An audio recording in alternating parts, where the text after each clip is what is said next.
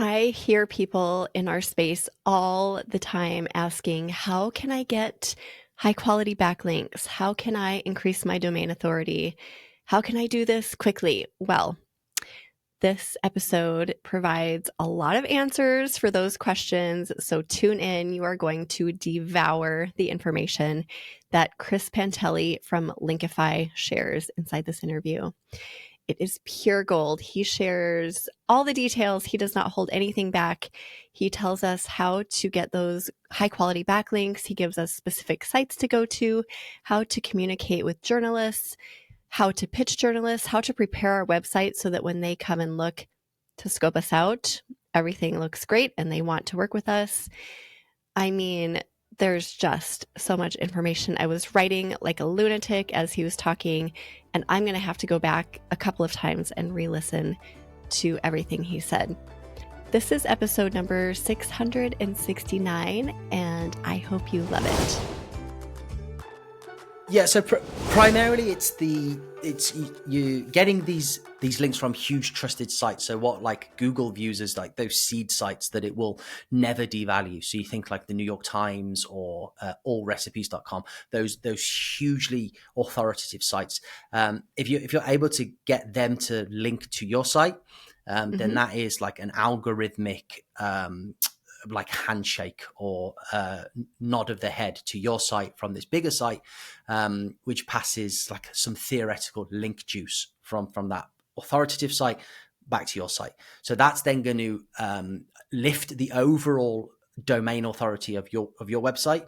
And over time, the more of these links that you build and the more good content that you also produce alongside the building of those links, then the more that all of your keywords will rise in rankings, and theoretically, the more organic traffic you should get to your pages. But outside of that, you also get the benefit that you're on big websites that drive tens of thousands, if not hundreds of thousands and millions of visits. And especially if you're in tier one media, these guys, they push their content on social, which drives referral traffic to your website so you can reach a new audience. It also gives you the ability to tell your audience where else you've been featured. So if you're a food blog and you've been featured in allrecipes.com or foodandwine.com, and you can have those 3 or 4 logos on your homepage as like a press badge, then that first of all instills trust with your readership. If you're selling digital products or courses, anything like that, then telling your audience that, look, you can trust me. I've been featured in these huge websites that you've heard of. And then also from like a non-algorithmic Google perspective. So at some point, a human quality rater will hit your website and come and do an actual manual inspection on your site. As you know, recently we had a lot of like manual de-indexations of websites because of like quality issues or concerns. So somebody will come and look at the site, and if they can see that you've been featured in allrecipes.com or foodandwine.com, and they can quickly check that you're not lying, then that's another trust signal. And then we're also seeing that the large language models, so OpenAI, the DeepSeek now, the new Chinese model, Perplexity, Claude, all of these large language models, they're being trained on huge amounts of data. And in order for these models to produce content that that can be trusted, then they're being trained on data that they can trust, which is often we're seeing coming from like tier one sites. So the more you can get yourself, your brand, your narrative within mainstream media, the more chance you have of injecting that into an LLM. So if somebody's looking for a pot pie recipe or something, if you've got a good pot pie recipe that's ranking in Google, and then you're also being talked about in tier one media, then the large language models, they've got to spit information out as Google's got to put 10 results on the page one. So the benefits are multifaceted. Yeah. No, that was a great explanation. I've never heard anyone say it quite like that. So thank you. And then for those media placements, so you talked about All Recipes. Did you say Food and Wine, I think? And then I see in your notes you have other, like well-known publications like The Guardian, Forbes, New York Times. How do we get our links in there without paying for them? Okay, Great question. So we look at digital PR in two buckets. So outbound and inbound. Outbound is where we come up with the stories, or you come up with a story that's going to resonate with the current news cycle. You might include some data, some expert advice, something that's going to react to a current event in the news. So let's say Beyonce was photographed coming out of the movie theater eating a plate of nachos. That might be a great way to put a quick story together where, as a food expert, you give your 5 tips to make the perfect nacho dish. And then because that's in the news, nachos is trending on social because Beyonce's been papped eating nachos. You've got a good chance of the all of the mainstream publications, well, the ones that talk about food at least, would be interested in running that because they know it's going to do well because of reacting to something that's happening in the news. That is all quite involved and not the easiest way to get started. So the other fantastic way is from inbound requests. So rather than us dictating the narrative and taking the stories to the journalists, instead, we're going to wait for journalists that are proactively looking for experts to include in their articles that they're currently working on and looking to quote someone in. So there are many places where you can find these requests. We call them like expert quote requests. The biggest sort of platform that connected journalists with experts was Harrow, or Help a Reporter Out. That was originally owned by a guy called Peter Shankman. Harrow turned into Connectively. There was loads of drama. It got bought out by like private equity and just went. But so anyway, Peter's now launched a new service called SOS, Source of Sources. And there is a plethora of other places as well. So Quoted, I think, gives you 5 free pitches per month and multiple free opportunities as well. You can also use a platform called Pressflow. And then you can also use a low-cost option is Editorial. So you're paying for access to the queries. Press Plugs is another good option, and then Response Source is a bit more expensive. But again, they're really, really good platforms that are aggregating these journalist requests. So that might be a food writer for allrecipes.com is working on an article about whether or not you should keep butter in a fridge, and they're looking for an expert to give their opinion or a comment, and you can reply to that query. And if the journalist likes your comments, then you've got a good chance that they'll include your comments within the article. And then fingers crossed, they the way that they would attribute that quote is by naming you, your position, and your website. And the last thing that you're hoping for is that they link to your website. So it's a bone of contention because journalists aren't SEOs. They don't really care about like links. So they'll often forget, or they won't bother, or like they just didn't do it. But if you email them and say, oh, you didn't link, is there any way you could? They'll be like, oh yeah, sure. And like, it's done within a minute. Yeah. Other times, it's editorially like mandated by the publication that they don't link. Which can be annoying, especially if you do a really good quote. But yeah, so, and you can also follow journalists, your favorite food journalists, let's say, on social. So Blue Sky is becoming very popular, X, and then Threads as well. So I'd say these are the 3 main places, and they will use hashtag journo request. So hashtag and then journo request. And they'll often source on those platforms just for free, those social media platforms, as well as all the other platforms as well. Oh, wow. That's so much information. So the SOS and the other platforms you mentioned, do they operate much like Harrow did? Okay. So you get an email, you get on an email list. I think that's how Harrow worked, right? Yeah, that's SOS is almost identical. Okay. And then Pressflow, I think, is email based as well. Quoted has got like a dashboard which you log into, so it's free to sign up, and then you create a profile on there, and then you can pitch 5 like normal queries or premium queries per month, but they also have like lots of daily free opportunities as well. So okay. I'm not quite sure how they do that, but yeah. And then anything that you see a journalist posting on social media is just, they'll include their email in their social post, and you can just email them directly. Yeah. Oh, that's great. Yeah, staying on top of that, I think, is so important, especially if you need those backlinks and want to increase your domain authority. Is there any way to kind of set your website up for success, do you think, so that, I don't know, journalists or anyone else looking to include your links is like, oh yeah, this is a prime place to put a link? Yeah, absolutely. So, and this is changed quite dramatically, I would say, in the past 18 months. And it's because of the onset of AI.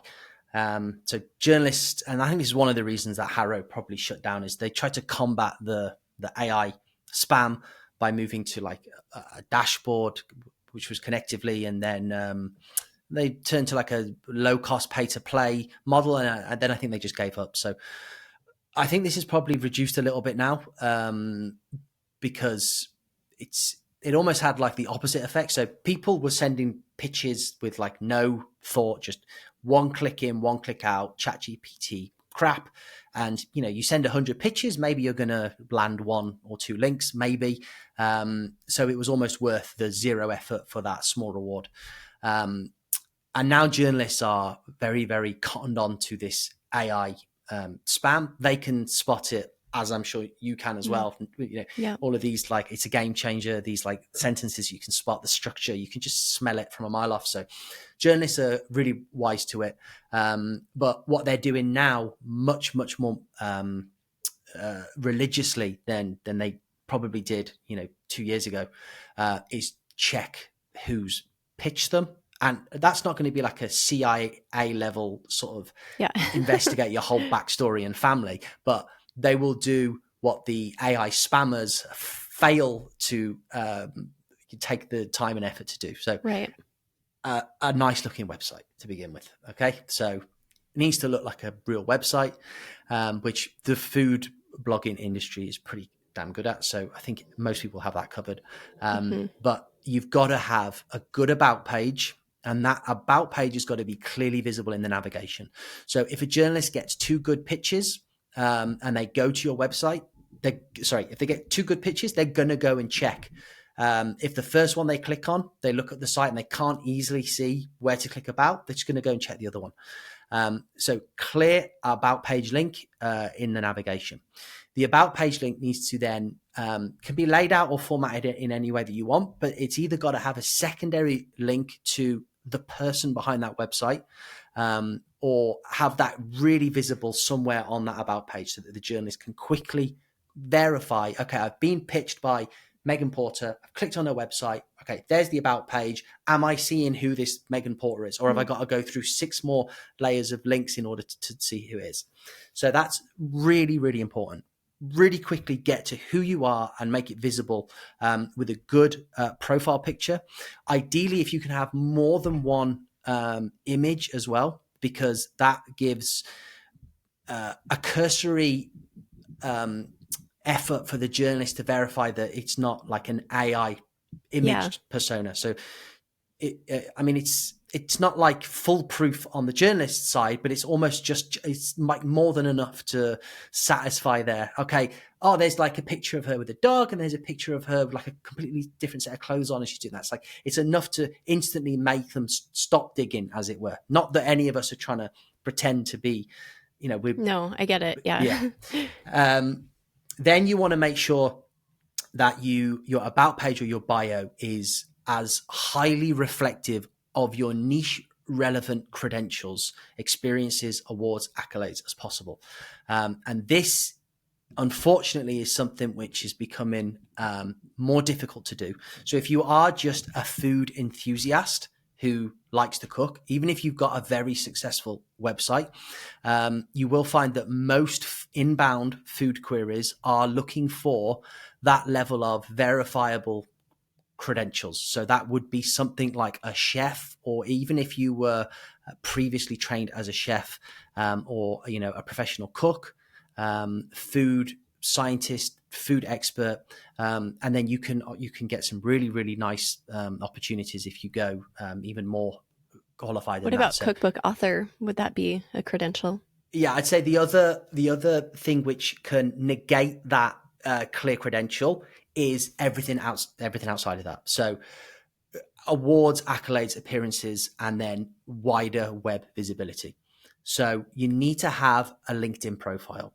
Now, LinkedIn, there are a few caveats to that as well, which is outside of the niche. So LinkedIn is like your default where the journalists are going to go, okay, I've been pitched by this person. Have they got a LinkedIn profile?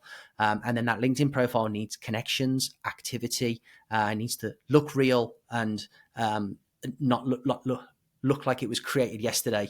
Yeah. The few niches that fall outside of that are niches like food, where LinkedIn isn't sort of the be all and end all. Like there are actual more important social platforms for food bloggers. So if you've got a very highly visible Instagram social profile as well.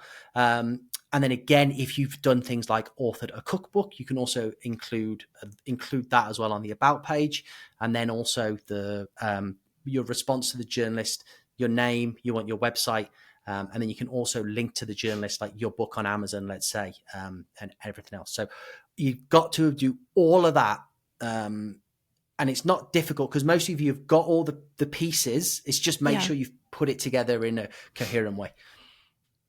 Yeah.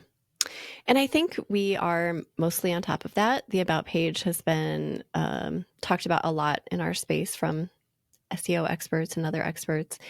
So that is something that we are collectively working on.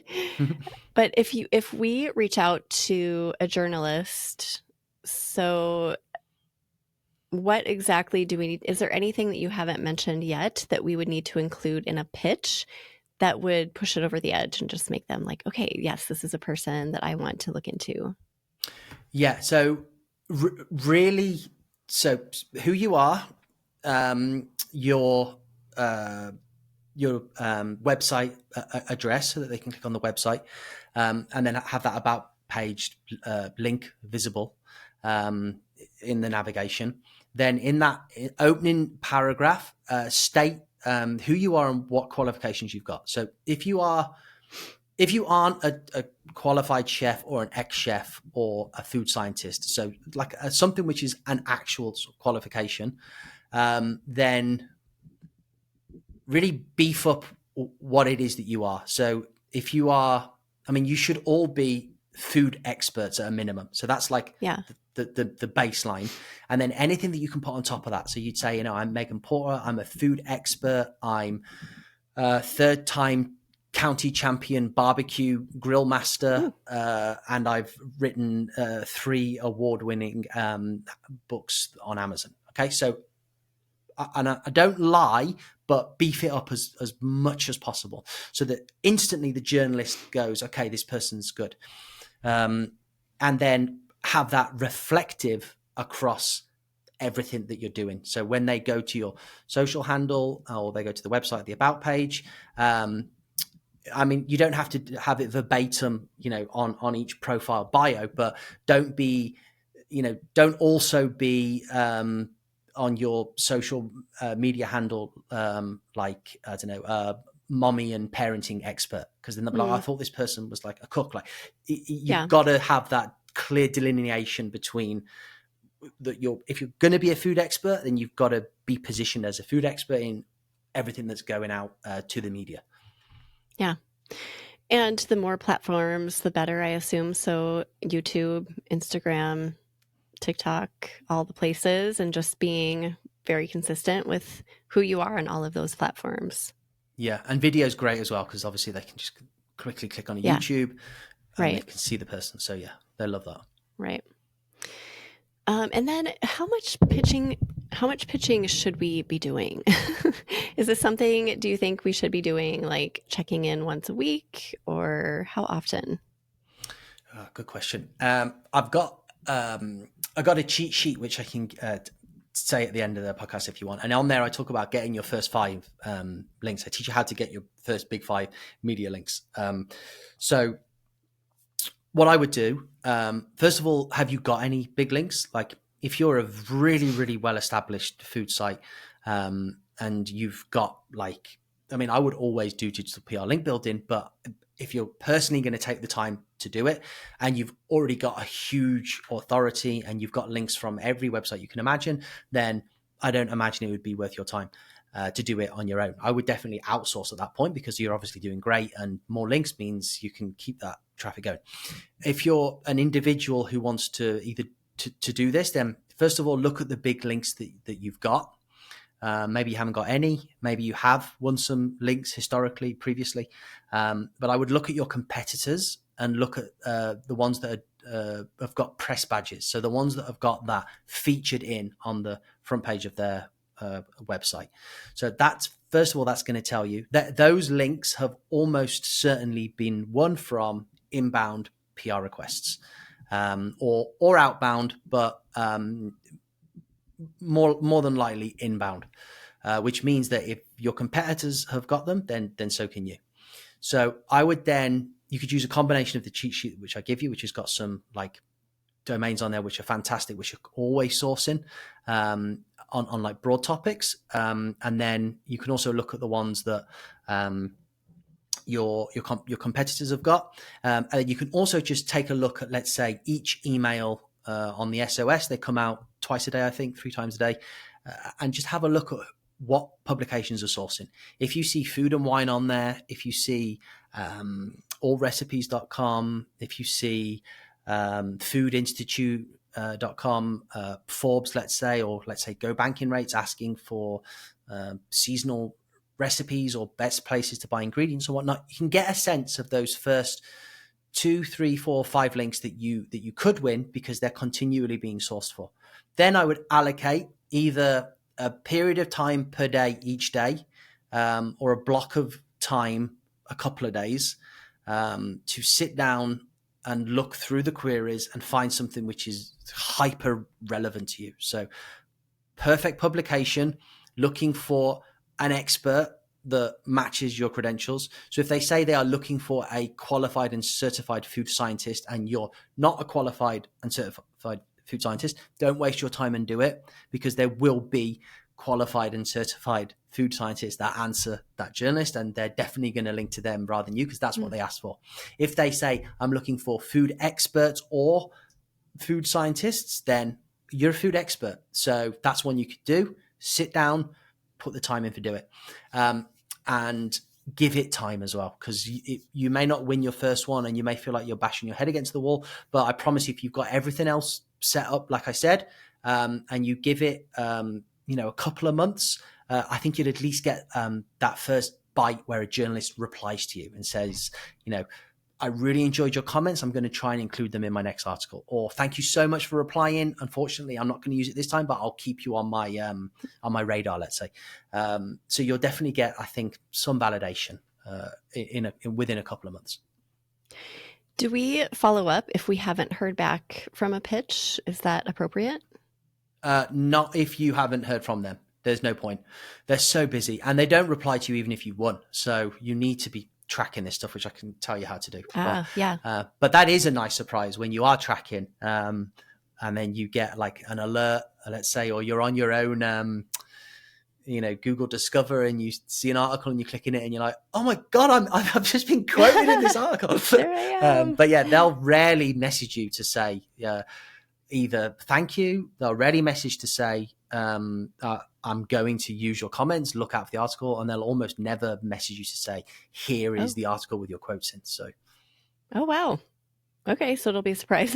So talk about tracking a little bit. Yeah, so you most definitely want to track, because, like I said before earlier on, those unlinked mentions are the scourge of this whole process. Especially when it's on like a site which you're dying to get, like allrecipes.com. Let's say they've included your recipe, they've included a picture of you as well, holding the thing that you've cooked. Maybe the journalist asked for that, and then you're like, oh my God, I'm like, maybe the journalist has told you you're going to be in it, and you think, oh my God, I'm so excited. And like the journalist doesn't email you, and then all of a sudden you get an alert and you look and you think, oh my God, they haven't linked to me. They used my picture and half the articles, the stuff that I said, and you're like shaking. So you want to be tracking, because first of all, you don't want to miss the opportunity to go back and sort of ask them to put it in. So tracking. Google Alerts and Talkwalker Alerts, both free, which is great. And you want to put in as the alerts your name with exclamation marks around. So Megan space Porter. Then you want your business name. So if your website is Riverside, then you want River, open quotation marks, River space side, close quotation marks. And then you want another version of that, which is open quotation marks, Riverside, all one word, close quotation marks. So you don't know how the journalist is going to quote. They may misquote. If your business is, let's say, three words, thecrazycook.com, let's say, then you'll want to do three versions. You want the space crazy space cook, open quotation, close quotation, and then you want it the crazy space cook, and just do all the variations because you don't know how the journalist is going to do it, and the alerts will often miss stuff. So the alerts will only pick it up once it's indexed, which it will get indexed because we're publishing tier 1 sites here. But it can sort of miss stuff if it gets indexed after the 24-hour cycle or blah, blah, blah. So add all those variations into Google Alerts, get it to check in real time. I think the option is check, include everything, basically. Just include everything. And every time you get an alert, just look through everything. And then Talkwalker alerts as well, works the same way. And then I would also recommend to do a manual Google search. And I would do that in-house. We do that like daily, twice daily, weekly, monthly. But I would do that at least weekly. So that's where you go into Google, and you can also add Bing as well, because sometimes Bing will pick stuff up that Google doesn't. Yeah. And then my other tip as well. So for the manual search, you just go to the browser on the right. There's search tools. Drop that down to past 24 hours or past week, or this week or this month. You can also do a date range as well. And do search all of those variations with those open, closed quotation marks. And then the final thing is, if you see an alert and you see like a site that looks really weird, let's say it's got like loads of Russian symbols and stuff, but you can see your name, Megan Porter, is like in the text, and then like you click in it, but it still looks really weird. And there's picture of food, and it looks like the picture of some food that you did do a quote about like 3 months ago and you can't remember. Like, dive into those weird articles, because sometimes for whatever reason, all of your alerts and your check-in hasn't picked up that allrecipes.com article. But all of these weird sites, they just scrape the main sites. And for some reason, these weird sites will get indexed with like a weird translated version of this article that you're actually in. So if you find that, then sort of translate it, dig into the HTML code, just see if you can figure out where this has been taken from. And often you will see like all recipes maybe in the top, or maybe you'll see if you translate it, the title's really obvious, like, I don't know, best pumpkin recipes this winter, and then you can like Google that, and then maybe you'll find the article. So really be very investigative when you're trying to hunt down your potential links. I would never think to sort through something weird like that, but I see what you're saying. You can maybe find some clues buried in there. Yeah. And then obviously if you find it and there's no link, that's when you want to then initiate your unlinked mention conversion strategy. So you've gone to all that time and effort. You've crafted a brilliant pitch. Maybe you've exchanged multiple emails with the journalist. They asked a follow-up question. They asked if you could provide a photo. You've gone through all of these hoops. They've put your quotes into their article and they haven't given you a link. First thing to do there, is there an existing email thread or exchange with that journalist? That's the most obvious place to go. If there is, go and tack on another email. Be super polite. Don't threaten, because they do not respond well to threats. We've tried that. Hey, you used my image. It's copyright. You have to link to me. They'll either just ignore you, or they'll just say, be nice. Yeah. So be really nice and just say, hey, look, I'm really grateful. This article's fantastic. I noticed that you did use my picture. I'm just wondering, is there any way you could also include a link for by way of attribution? Like, word it like that. If you struggle to word stuff that's a bit uncomfortable to ask for, then utilize AI just to help you, because it really doesn't matter at that point. Say, write in a friendly way. I'm a bit embarrassed to ask for a link, but I really want a link. So AI, can you give me a response to this email? Mm-hmm. AI will be your best friend there. If you can't, if you haven't got an existing email thread, because the some of these response platforms are like anonymize the email, so you don't actually have the journalist direct email. It goes through like an anonymization process. The first thing to do is click on the journalist's name on the article and see if there's an email address. Often there is, often there isn't. If there isn't, then search the journalist's name in Google. 50% of the time they are freelance writers. Which means that they are writing for multiple publications, and they'll have a freelance writing webpage, and they'll have an email address. Outside of that, you can try the like the free email finder tools like Hunter.io or Apollo. Muckrack, but it's a paid platform, but sometimes it lets you see the email for free. Rocket Reach is another good free one, 5 monthly searches. It's a really good Chrome extension called Lusher, which gives you loads of free searches per month, and that interconnects with LinkedIn. So it's often really easy to find a journalist's LinkedIn because they're prevalent on LinkedIn. And then if you just turn on the Chrome extension for Lusher, it lets you like reload that journalist's LinkedIn page, and the little pop-up will come up, and it's really good at finding emails that way. So use all of those tools to your sort of advantage to try and track them down. And then again, if you get the email, still be nice to them. So I've just spent like a month trying to find your email address. Oh, and then you're going to be a jerk. Yeah, no. This is gold, Chris. I mean, seriously, this is all gold. So thank you for sharing all of this. I can see people listening to this over and over and over, just trying to get all those little details. You mentioned AI. Do you think it's okay to use AI to create a pitch in the first place? Yeah, I mean, I'm not going to say to not use AI, because we use AI, and the way of the world is going is AI, but you've got to use it in a way that is adding to your pitch process as opposed to like being your pitch process. So it varies from sort of niche to niche. For food experts, as I'm sure most of your community are, the way that I would do it, and I teach this as well, and it's a brilliant hack that saves so much time, is because you've already got a lot of the knowledge yourself. For any knowledge gaps, use AI as quick research. So if the journalist is asking for like a recipe, let's say, or like a replacement ingredient tip, and you've got a couple of ideas but you're not quite sure, then like 100% use AI for clarification, fact checking, even some like original ideas that you can interject with your own ideas. Once you've done all of that, then I 100% think that you should just have your thoughts and your answers in your mind with any like additional notes that you need, and just speak into a voice note on your phone, and speak with complete autonomy and freedom. Don't worry about your ums and ahs. Just make sure you maintain your own like linguistic flurry, your own tone of voice, interesting turns of phrase, and put your answer together as like a huge block of text. Then a really simple prompt, you just copy and paste all of that underneath a prompt in ChatGPT stating to maintain your linguistic tone and flurry, your style, any interesting turns of phrase, but please correct for spelling, grammar, logic, and flow.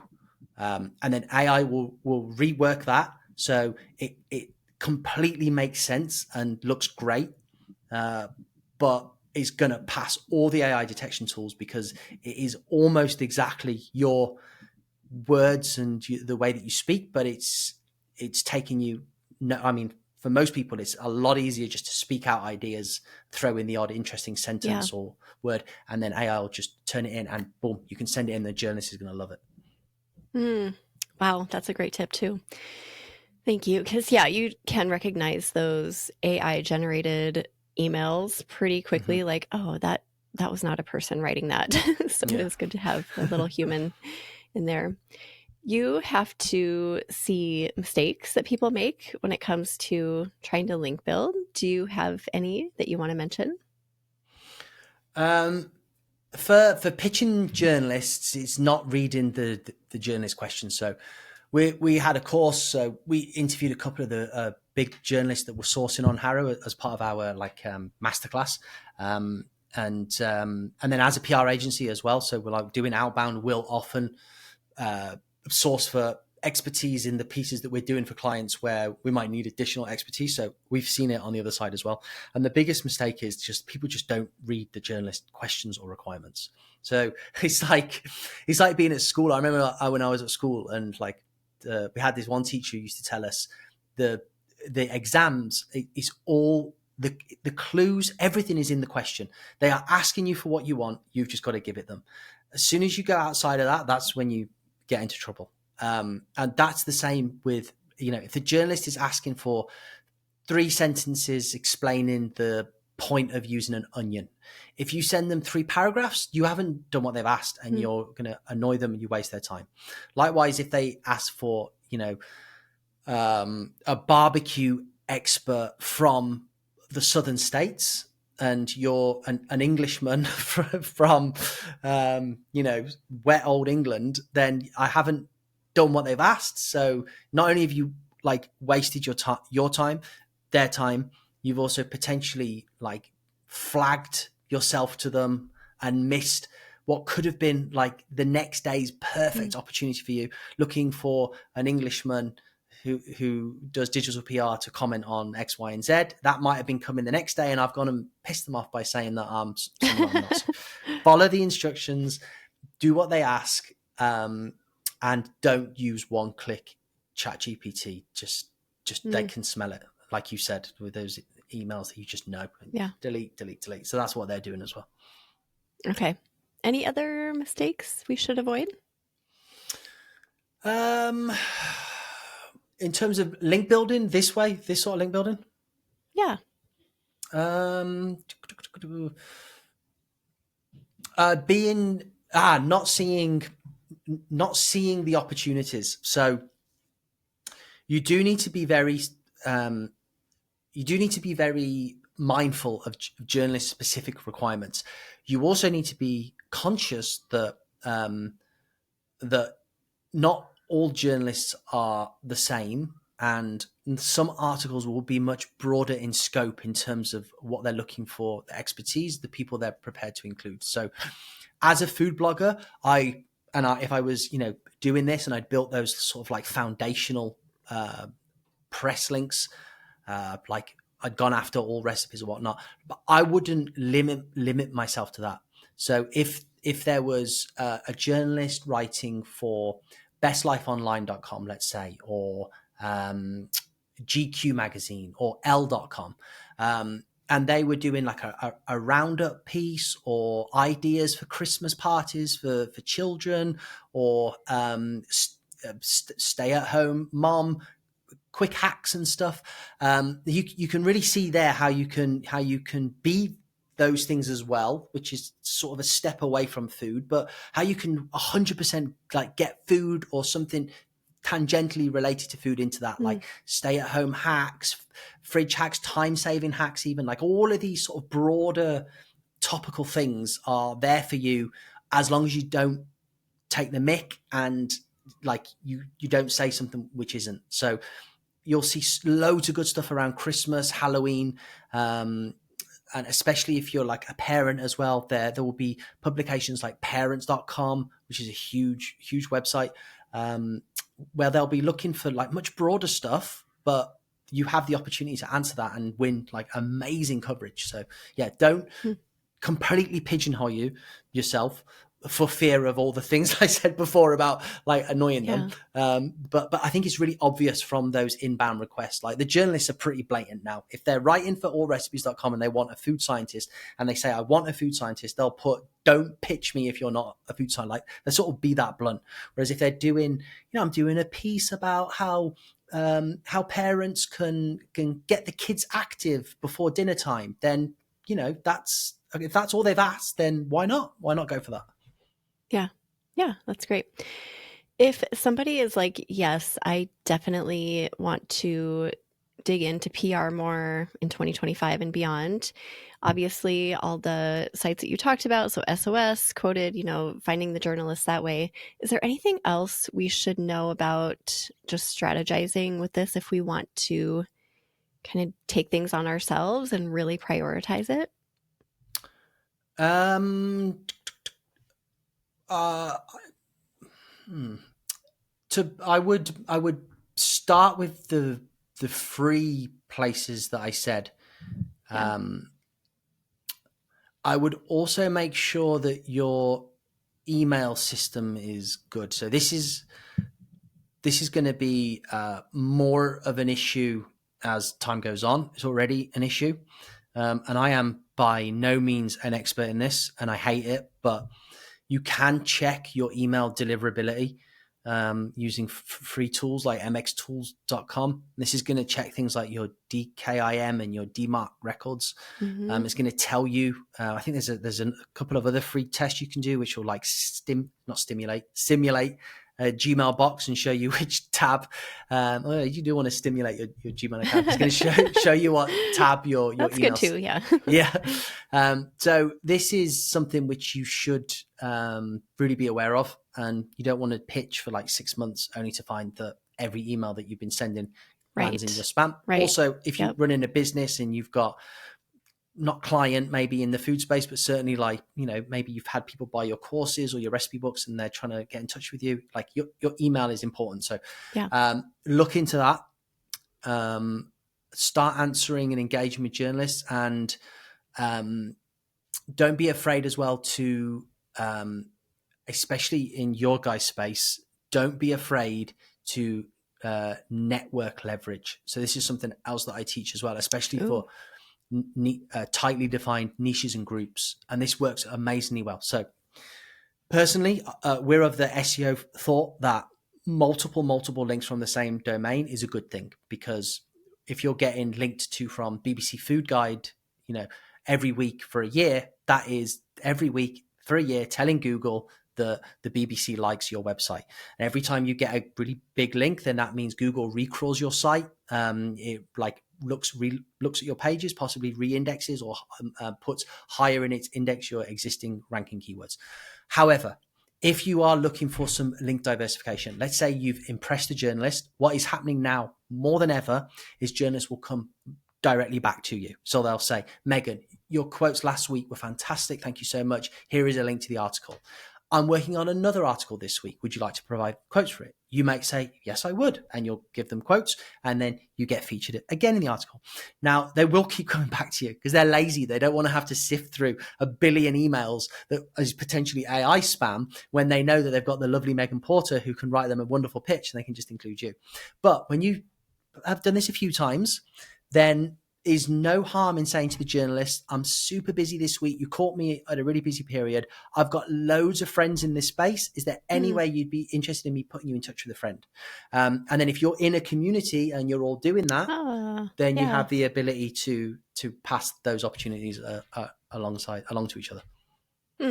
That's really great too.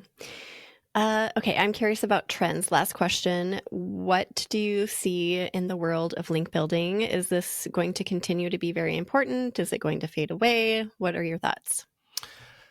I think it's still important now. I think it's still going to be important in the near future from an SEO perspective.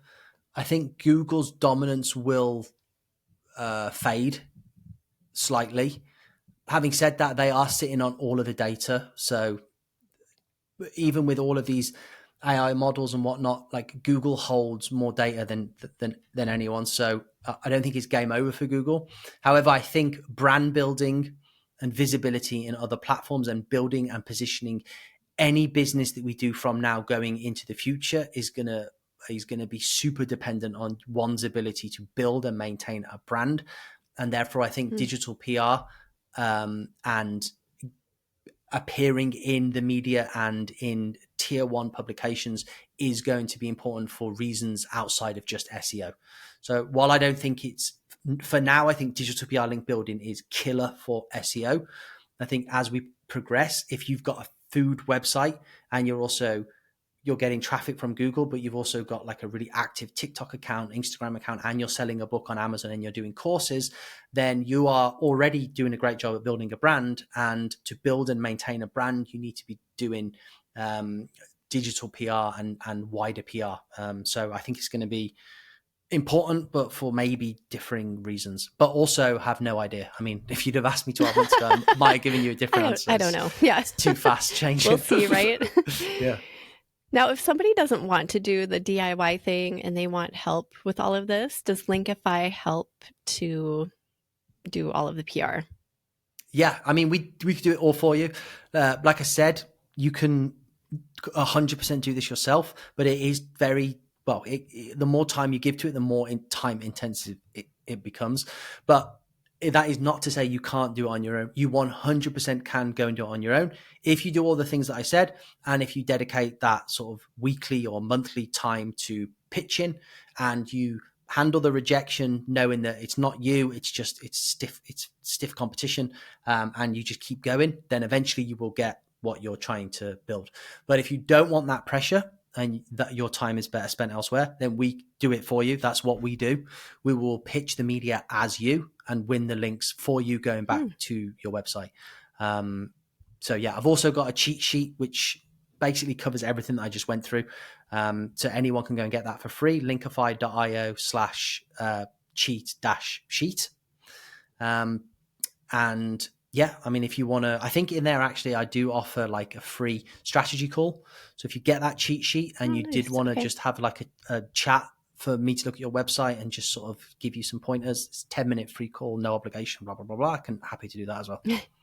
Awesome. Anything else you think is worth mentioning, Chris, before we say goodbye? This was amazing. No, I'm hungry now. We've been talking about food blogs. Yeah. It's nearly tea time in the That UK, usually happens when you talk to food bloggers. People get hungry pretty quickly. I'm intrigued to ask you how everyone is doing. How the space is. Say that again? I'm intrigued to ask you. Mm-hmm. Yeah, I think the food space got hit pretty hard. Some people got hit pretty hard. Some people did not in 2024.